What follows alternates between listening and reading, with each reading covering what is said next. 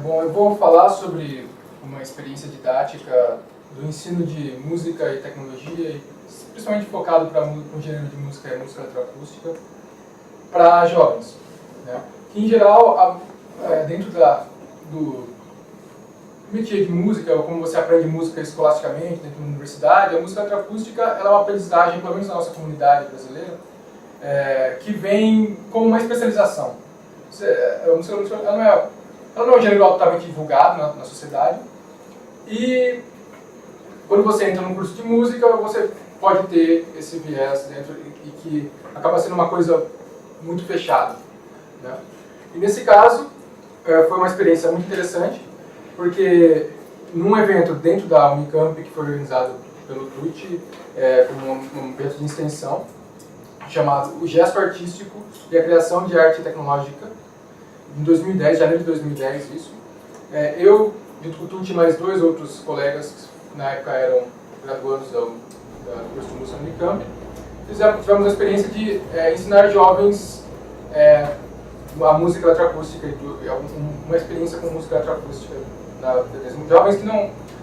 O que foi interessante e ao mesmo tempo desafiador nesse projeto é que esses jovens eram adolescentes que estavam fazendo colegial, né, para ensino médio, que a gente chama hoje, né, eu sou meio colegial.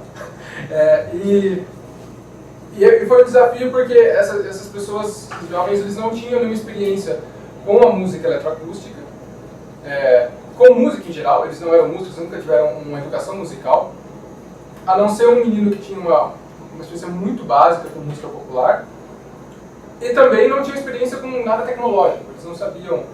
A experiência deles com a interação tecnológica é uma experiência de usuário, como a grande maioria das pessoas de usar o computador com softwares prontos e tal, e no caso do nosso projeto existia a ideia de fazer com que eles entendessem como usar o computador de uma forma mais proficiente, ou seja, saber programar alguma coisinha para desenvolver uma arte tecnológica com essa bagagem mais sofisticada. Então eu vou falar um pouco desse processo, que foi muito interessante, vou mostrar alguns exemplos, e vou também, depois, ao final, eu vou discutir um pouco do que eu acho que é interessante dessa experiência, que eu acho que eu posso contribuir com uma ideia. Então,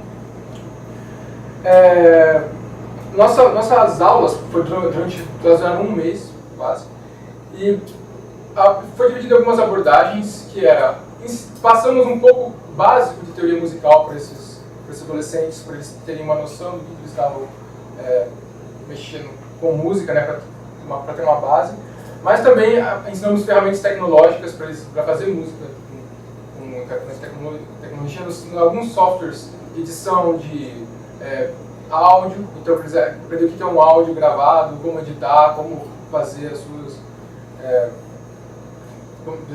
composições ou criações musicais usando essas ferramentas, e um pouquinho de programação musical, que no caso a gente usou uma ferramenta chamada Pure Data, que é um pouco especializada para a construção de arte digital, e principalmente com foco em música. E o contato também com algumas teorias e ideias que são relacionadas à música eletroacústica, que é um gênero específico que tem toda uma bagagem teórica que está envolvendo isso, que difere um pouco da abordagem tradicional. Né? Então, basicamente, como foi? Tivemos um processo de alguns dias em contato que a gente ia ensinando essas ferramentas, ensinando os conceitos. As ferramentas que a gente ensinou foram software livres, esse Pure Data e o Audacity, como eu falei, eles editavam música. A gente ensinou eles conceitos básicos de programação, de como criar interação com software e usar o computador como um instrumento de criação e de performance musical. Né? Foi bastante interessante. E ensinamos a eles, uma coisa que eu achei a mais interessante começamos falando teoria básica musical. Então, conceitos básicos de o que é uma melodia, o que é uma harmonia e tal. Mas aí, quando a gente foi entrar em projetos que a gente desenvolveu com eles, eram 3 alunos, dentre eles 2 meninas e um menino, a gente pensou assim, bom, mas esses alunos eles têm pouco acesso a a instrumentos musicais de fato e assim, a aprendizagem musical, para criar uma musicalidade nesses adolescentes, ia ser um tempo muito mais longo, não precisa usar instrumentos tradicionais, eles teriam que ter um estudo, porque um instrumento de música tradicional ele requer um grau de proficiência, de especialização que demanda tempo e tal. E como a gente desenvolve uma musicalidade nesses adolescentes, que consegue finalizar um projeto usando as ferramentas tecnológicas, que tem uma consistência, que em um mês a gente consiga desenvolver esse impulso artístico desses jovens, né? Então, com isso a gente se baseou, consequentemente, em usar as coisas que são do ambiente deles. Por exemplo, eles tinham muito acesso fácil em relação à tecnologia. Por exemplo, eles poderiam baixar sons da internet, tem bancos de dados na internet de sons que você pode acessar. Eles poderiam usar o próprio computador ali para gravar alguns sonzinhos com o microfone, por exemplo, no seu painel excelente, mas para aquele intuito que a gente estava almejando ali era razoável. E a gente tem algumas coisas que eles poderiam processar sons e técnicas básicas que a gente mostrava e brincava junto com eles ali, com o computador, né? E o que foi fazendo eles terem um impulso criativo, de ter ideias, de vou fazer minha música desse jeito, gostaria que acontecesse isso, gostaria que aquilo. Foi bem legal, né? Então eu vou mostrar um pouco do vídeo desses jovens nesse processo que foi nessa época. Deixa eu achar um vídeo aqui.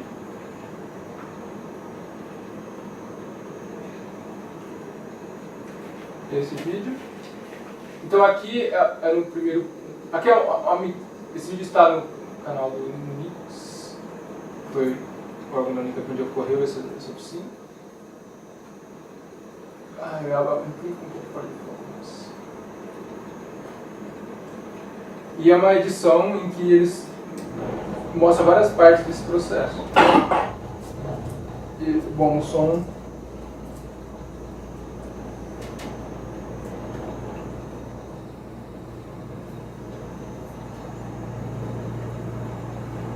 Aqui eles brincam ao piano dentro do Instituto de Artes, né?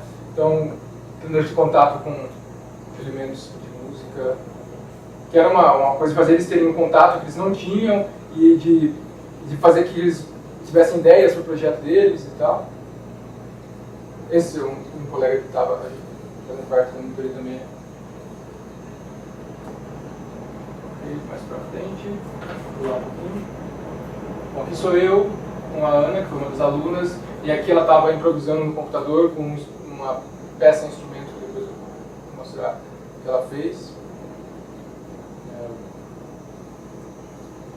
Então, nesse caso, o som deve estar baixo, mas a peça era uma peça que tinha uma coisa que a gente programou automaticamente e que ela ia tocando no teclado uns sons que ela escolheu, né? E que ela ia, ao mesmo tempo que o computador fazia uma coisa automática, ela ia fazendo uma performance junto. E aqui é um outro processo quando a gente estava ensinando no Audacity, que eles estavam no computador editando os sons que eles queriam usar, estava ensinando como usar essa ferramenta.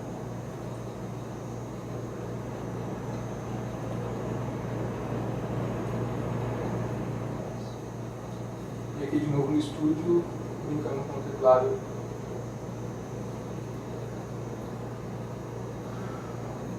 Ok. Tem mais um videozinho, por exemplo, e aqui é um exemplo de um dos softwares que a gente desenvolveu. Esse foi um dos dois softwares e esse foi outro. Que eles poderiam desenvolver junto com eles, de acordo com as ideias musicais dele. Que eles poderiam improvisar, tocar.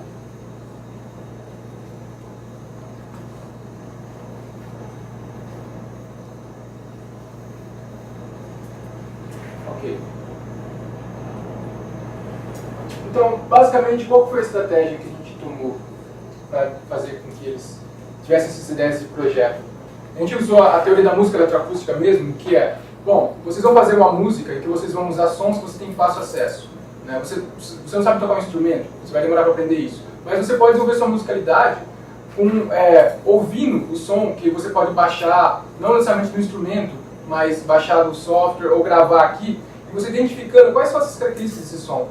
pensando no som, ouvindo com uma certa racionalidade e classificando esses sons e agrupando e criando possíveis estruturas musicais que vocês podem usar com esses sons. E a gente fez exercícios que eles poderiam fazer isso, além de usar processamentos do computador que poderiam modificar esses sons e também ajudar a fazer música. E isso foi muito interessante porque gerou neles várias ideias artísticas. Eu vou falar de uma delas um pouco mais a fundo, que foi da Ana, que eu acho que seria muito mais difícil de ser conseguido se eles precisassem passar por toda uma bagagem de aprendizagem técnica, que demanda muito tempo, né? E que nesse caso, essa aprendizagem técnica foi facilitada porque eles recorreram às coisas que eles tinham em mãos. Eles não precisavam de uma estrutura social toda que no caso eles não teriam ali tão fácil, não têm tanto acesso, para fazer com que eles crescessem, que só depois eles teriam condições de ter projetos artísticos, né? Então, por exemplo, o projeto da Ana, ela se baseou no seguinte: ela abaixou os sons na internet e ela teve uma ideia assim, vou fazer uma peça que o mote poético é o ciclo da vida.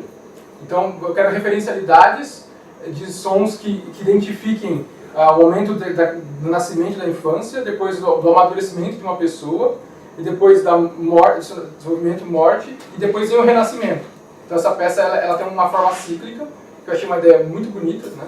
E que então ela foi lá nos bancos de sons delas e procurou sons que identificavam isso como referencialidade, e a gente ajudou ela a trabalhar isso de uma forma musical, e que esses sons poderiam se encadear, como eu falei, de uma escuta mais objetiva, uma escuta mais racional, e identificar elementos desses sons que poderiam ser pensados musicalmente de uma forma mais abstrata. E aí desenvolvemos um software junto com ela, Impure Data, que ficou um software bonito, eu vou mostrar aqui. Uma pena que não vai dar para dar esse software agora.